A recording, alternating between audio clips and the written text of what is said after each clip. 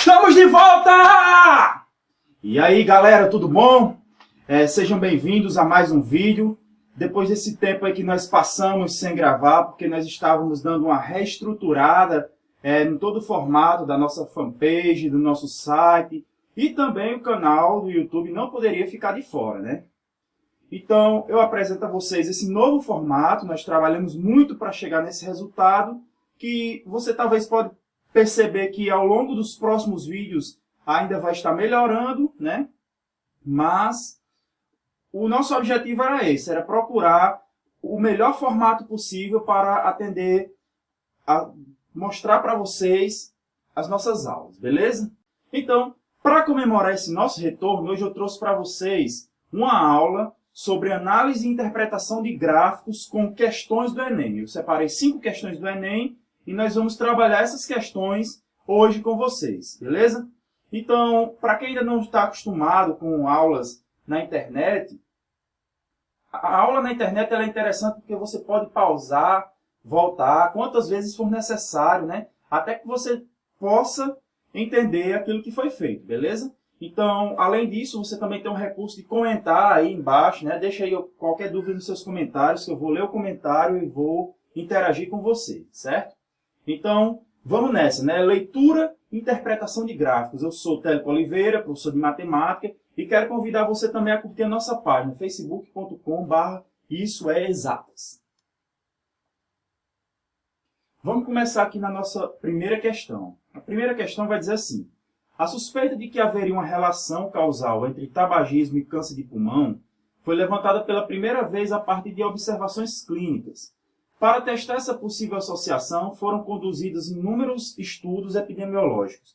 Dentre estes, houve um estudo do número de casos de câncer em relação ao número de cigarros consumidos por dia, cujos resultados são mostrados no gráfico a seguir.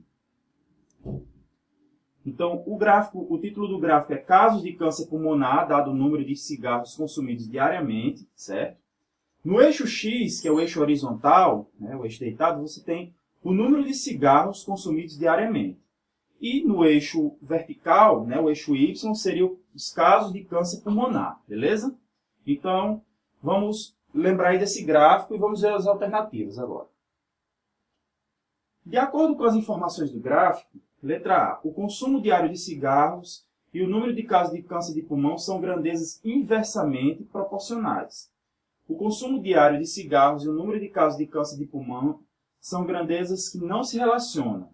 Letra C, o consumo diário de cigarros e o número de casos de câncer de pulmão são grandezas diretamente proporcionais. Letra E, uma pessoa não fumante certamente nunca será diagnosticada com câncer de pulmão. Letra F, letra E, aliás, o consumo diário de cigarros e o número de casos de câncer de pulmão são grandezas que estão relacionadas, mas sem proporcionalidade. Beleza? Então, voltando aqui. O que são grandezas diretamente proporcionais e grandezas inversamente proporcionais? E como é que a gente pode observar isso através de um gráfico cartesiano? Por isso, eu trouxe aqui para vocês a definição de diretamente e inversamente proporcionais e como isso funciona graficamente. Grandezas diretamente proporcionais são aquelas que quando uma aumenta, à medida que uma aumenta, a outra também aumenta de maneira proporcional, certo? Então, a razão entre uma grandeza e outra é sempre uma constante, né? De forma que o gráfico dessas duas grandezas vai ser uma linha reta crescente. Veja só. Eu tenho aqui uma relação entre temperatura e volume, onde à medida que um aumenta, o outro necessariamente aumenta, sempre mantendo a mesma proporção. Beleza? E grandezas inversamente proporcionais. Duas grandezas são inversamente proporcionais quando à medida que uma aumenta, a outra diminui de maneira proporcional, né? Então, quando, por exemplo, duas grandezas x e y são inversamente proporcionais, o produto x vezes y é sempre uma constante. Então, à medida que uma aumenta, a outra diminui. Mas de que forma isso acontece? Graficamente, isso vai se dar de acordo com uma figura chamada hipérbole. Veja só. Então, aqui eu tenho a hipérbole. À medida que y aumenta, o x diminui. E à medida que o x aumenta, o y diminui. Beleza? Então, vamos voltar aqui à nossa questão, né? as alternativas da questão. Primeira, a letra A está dizendo que o consumo diário de cigarros e o número de casos de câncer de pulmão são grandezas inversamente proporcionais. O que é falso, né? Porque nós não temos a figura de uma hipérbole lá naquele nosso gráfico, certo? Então, letra B. O consumo diário de cigarros e o número de casos de câncer de pulmão são grandezas que não se relacionam. Será que não se relacionam mesmo? Será que o gráfico seria algo muito aleatório? Eu acho que não, né? Eu vejo ali uma regularidade, né? Tem horas que, quando o número de cigarros aumenta, o consumo aumenta. Às vezes o número de cigarros aumenta, o consumo é constante. Então o gráfico apresenta uma regularidade, né? O que supõe, o que sugere que existe sim uma relação entre uma coisa e outra, beleza? Então também a letra B é falsa, né? Alternativa C. O consumo diário de cigarros e o número de casos de câncer de pulmão são grandezas diretamente proporcionais. Será? O gráfico das grandezas diretamente proporcionais é sempre uma reta crescente. E como você viu lá naquele nosso gráfico inicial, esse gráfico às vezes ele é crescente e às vezes ele é constante, não uma linha reta horizontal. Então é falso, não é diretamente proporcional. Letra D. Uma pessoa não fumante certamente nunca será diagnosticada com câncer de pulmão. Você vai lá voltar no gráfico e vai perceber que se a pessoa consumir 0 cigarros, não haverá necessariamente 0 câncer de pulmão, certo? O gráfico ele não coincide em 0 e 0, beleza? Então também é falso. E a letra E diz que o consumo diário de cigarros e o número de casos de câncer de pulmão são grandezas que estão relacionadas, mas sem proporcionalidade. É o que está de acordo com o nosso gráfico, ok? Então, a alternativa correta aí é a letra E. A próxima questão é a seguinte. A questão caiu no Enem de 2009, questão 136, que diz assim: dados da Associação Nacional de Empresas de Transportes Urbanos, ANTU, mostram que o número de passageiros transportados mensalmente nas principais regiões metropolitanas do país vem caindo sistematicamente. Eram 476,7 milhões de passageiros em 1995, e esse número caiu para 321,9 milhões em abril de 2001. Nesse período, o tamanho da frota de veículos mudou pouco, tendo no final de 2008 praticamente o mesmo tamanho que tinha em 2001. O gráfico a seguir mostra um índice de produtividade utilizado pelas empresas do setor, que é a razão entre o total de passageiros transportados por dia e o tamanho da frota de veículos. Então vamos ver aqui o gráfico, né? Tá aí, o título do gráfico é Capitais Brasileiras, Sistema de Ônibus Urbano. Passageiros transportados por veículos dia.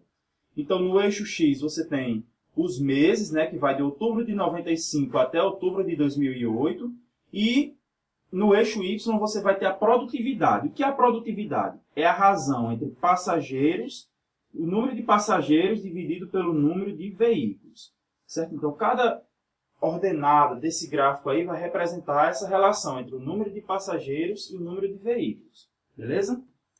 Supondo que as frotas totais de veículos naquelas regiões metropolitanas em abril de 2001 e em outubro de 2008 eram do mesmo tamanho, os dados do gráfico permitem inferir que o total de passageiros transportados no mês de outubro de 2008 foi aproximadamente igual a... Vamos ver aqui, né? O que a questão está pedindo? A questão quer saber, na verdade, o número de passageiros transportados em outubro de 2008. Para a gente saber fazer esse cálculo, a gente precisa saber o seguinte. O índice de produtividade é a razão entre o número de passageiros e o número de veículos. Nós vamos partir dessa equaçãozinha aí, certo? Então, em outubro de 2008, você vai olhar no gráfico e vai ver que a produtividade é de 441, certo? Confira aí. Mas, se eu tenho aí a produtividade, para eu achar o número de passageiros, eu vou precisar de quê? Vou precisar do número de veículos. Mas o problema é que eu não tenho o número de veículos em 2008. O que a questão me diz é que o número de veículos em 2008 é o mesmo em abril de 2001. Certo? Mas nós não temos esse número. Mas a gente consegue fazer um cálculo e descobrir qual é o número de veículos em abril de 2001. Por quê? A gente sabe que a produtividade em abril de 2001 é 400. Esse dado aí eu tirei lá do gráfico. Você vai lá em Abril de 2001, o índice de produtividade lá, o pontinho está lá em 400, certo? O número de passageiros seria de 321,9 milhões, que é esse número aí, ó, 321 milhões e 900 mil, beleza? Nós então já temos produtividade e o número de passageiros. Com esses dois números, nós temos condições de calcular a quantidade de veículos. Veja só, eu apliquei esses valores aí na fórmula da produtividade, né? Produtividade é 400 e o número de passageiros 321 milhões 900 mil e embaixo fica o número de veículos. Então aqui eu vou isolar esse número de veículos, certo? Resolvendo aí a equação do primeiro grau. Veja só, eu vou ter o seguinte, olha, o número de veículos vai ser igual ao número de passageiros dividido pela produtividade. 321 milhões 900 mil dividido por 400. Então, quando eu faço essa divisão aí, eu vou ver que o número de veículos é 807.750. Beleza? Então, esse número de veículos, o que é que eu vou fazer com ele? Eu vou aplicar lá na fórmula, usando a produtividade de outubro de 2008. Certo? Veja só. Outubro de 2008, a produtividade foi 441 e o número de veículos 804.750. Então, vou substituir nessa nossa fórmula. Então, quando eu passo aí o número de veículos para o outro lado, ele está dividindo, passa multiplicando, né? Então, a nossa fórmula vai ficar, o número de passageiros vai ser igual ao número de veículos vezes a produtividade.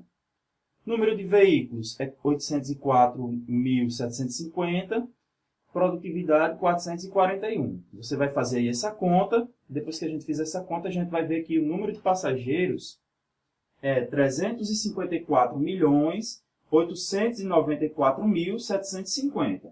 Analisando aí as alternativas, eu vou ver que tem uma que fala que é aproximadamente 355 milhões. Então, é justamente a alternativa A, né? Então, a resposta está de acordo com os nossos cálculos, é a alternativa A. Beleza? Então, vamos para a próxima questão. Essa questão aí é a questão 141 do Enem de 2010 e diz assim: os dados no gráfico foram coletados por meio da Pesquisa Nacional por Amostra de Domicílios, né? O título do gráfico: estudantes que possuem telefone móvel celular com idade de 10 anos ou mais. No eixo X, o eixo das abscissas, você tem aí as regiões Norte, Nordeste, Sudeste, Sul e Centro-Oeste. E no eixo Y você vai ter a porcentagem, né? Então, essa porcentagem é o quê? A porcentagem de estudantes que possuem ou não possuem celular, certo? Então, supondo-se que no Sudeste, né? Então nós vamos analisar os dados do gráfico referente ao Sudeste. 14.900 estudantes foram entrevistados nessa pesquisa. Quantos deles possuíam telefone móvel celular? Então, o que a questão está pedindo aqui é o seguinte, olha, quando eu analiso o gráfico em relação ao Sudeste, eu tenho que 56% dos estudantes possuíam telefone móvel celular. Essa barrinha cinza mais escura aí é o que são os que possuíam, né? Então, na verdade, essa questão é bem simples, né? A única coisa que eu tenho que fazer é calcular 56% de 14.900. Então, esse símbolo de porcento se refere a uma fração de 56 sobre 100 e o de você sempre entende como sendo vezes. Então, eu tenho que calcular aí 56 sobre 100 vezes 14.900. Vamos ver quanto dá isso. 56 vezes 149, né? Porque eu simplifiquei por 100, certo? Tanto em cima quanto embaixo. Então, quando você multiplica aí, você vai ver que o resultado é igual a 8.344. 8.344 é o número da alternativa D. Então, a resposta correta dessa questão é a letra D. Beleza? Então, vamos aqui para mais uma questão.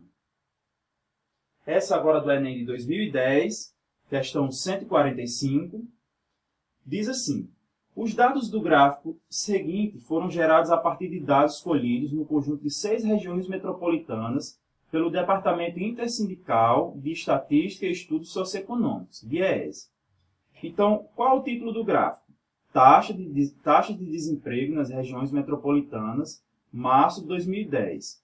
Então, no eixo X, né, no eixo das abscissas, o eixo horizontal, você vai ter as porcentagens, né, do pessoal desempregado nessas regiões. No eixo Y, no eixo das ordenadas, você vai ter as regiões metropolitanas, né? São Paulo, Salvador, Recife, Porto Alegre, Belo Horizonte e Distrito Federal. Beleza? Continuando a leitura. Supondo que o total de pessoas pesquisadas na região metropolitana de Porto Alegre equivale a 250 mil, o número de desempregados em março de 2010 nessa região foi de... Então, veja aí que eu já grifei tudo que a gente precisa analisar. No gráfico, você vai analisar a região de Porto Alegre e que o total de pessoas foi 250 mil. E o que é que a questão pergunta? O número total de desempregados em março de 2010 nessa região, certo? Então, o que nós temos que analisar é o seguinte: Porto Alegre tem 9,8% de desempregados. O que eu tenho que fazer aí? Calcular uma porcentagem de 9,8% dos 250 mil, certo? Então, traduzindo isso aí para aritmética, né? 9,8 sobre 100 vezes 250 mil. Essa fração aí, 9,8 vezes 100, eu gosto de trabalhar com números inteiros. Então, o que eu vou fazer? Multiplico numerador e denominador por 10, né, para eliminar essa vírgula. Eu vou ter aí 98 sobre 1000, beleza? 98 sobre 1000. Então, veja que você tem 3 zeros em cima, 3 zeros embaixo. Então, eliminando esses zeros aí, a única conta que eu tenho que fazer é 98 vezes 250, que dá um total de 24.500 pessoas, né? Então, qual das alternativas está de acordo com as 24.500 pessoas? A alternativa da letra A, certo? Então, a letra A é a alternativa correta, beleza? Vamos aqui a mais uma questão, agora do Enem de 2009 ainda, né? Questão 143. A questão diz assim: o gráfico a seguir mostra a evolução de abril de 2008 a maio de 2009 da região da população economicamente ativa para 6 regiões metropolitanas pesquisadas. Então, o que é que o gráfico, qual o título do gráfico? População economicamente ativa em 1000 pessoas. Pessoal, presta atenção nesse em 1000 pessoas aí. Porque o gráfico vai dar números. No entanto, esses números eles têm que ser multiplicados por 1000 para que a gente saiba realmente quantas pessoas são, beleza? O eixo das abscissas, o eixo X, ele mostra aí os meses, certo? De abril de 2008, né? 4 do 8, até o mês 5 do 9, né? 2009. E o eixo Y vai mostrar o número de pessoas da população economicamente ativa, né? Só que esses valores estão divididos por 1000, né? Então, por exemplo, esse número aí do mês 4 de 2009, você tem 22.959, né? Você vai ter que multiplicar esse número por 1000, certo? Considerando que a taxa de crescimento da população economicamente ativa entre 5 de 2009 e 6 de 2009 seja de 4%, então, o número de pessoas economicamente ativas em 6 de 2009 será igual a... Ele quer saber o seguinte: qual vai ser o número de pessoas na população economicamente ativa no mês 6 de 2009, né? O que é que a questão nos dá? Vamos ver aqui o significado de uma coisa, né? Antes da gente resolver a questão. O que é que significa um crescimento de 4%, né? Não significa que você vai simplesmente calcular 4% de uma quantidade. Porque se eu estou falando de crescimento, eu já tenho uma quantidade, ela vai crescer mais 4%. A essa quantidade a gente chama de 100%, né, que era o total anterior, mais os 4%, que é o que vai crescer. Então, na verdade, quando você vai calcular um crescimento de 4%, você tem que calcular uma porcentagem de 104%, ok? Na nossa questão, nós temos que calcular 104% de 23.020, né? Esse 23.020 é o número lá que ele deu no gráfico para o mês 5 de 2009. E depois multiplicar por 1000. Por que multiplicar por 1000? Por causa que o gráfico lá é para cada 1000 pessoas, beleza? Então vamos fazer esse cálculo aqui, né? eu tenho que multiplicar 104 sobre 100 vezes esse número aí, né? 23 milhões, 20 mil, ok? Então, fazendo as simplificações, né, dos zeros e tudo, eu tenho que multiplicar 104 vezes 230.200, né? Fazendo esse cálculo, isso aí vai dar exatamente 23.940.800, né? Qual das alternativas está de acordo com o número que a gente achou? Na verdade, a alternativa é a letra D, beleza? Ok, pessoal, então nós vamos ficando por aqui. Eu quero agradecer a você que assistiu. Se você gostou desse novo formato, compartilhe com seus amigos, né, que vão fazer Enem. E se você tem interesse de baixar os slides usados na nossa aula, vá lá no nosso site www.isoexatas.com.br, cadastre seu e-mail, né, que aí eu mando para vocês os slides que forem usados nos nossos vídeos, beleza? Deixa aí suas dúvidas nos comentários, nos siga nas redes sociais, que eu vou deixar também na descrição. Um forte abraço e até mais!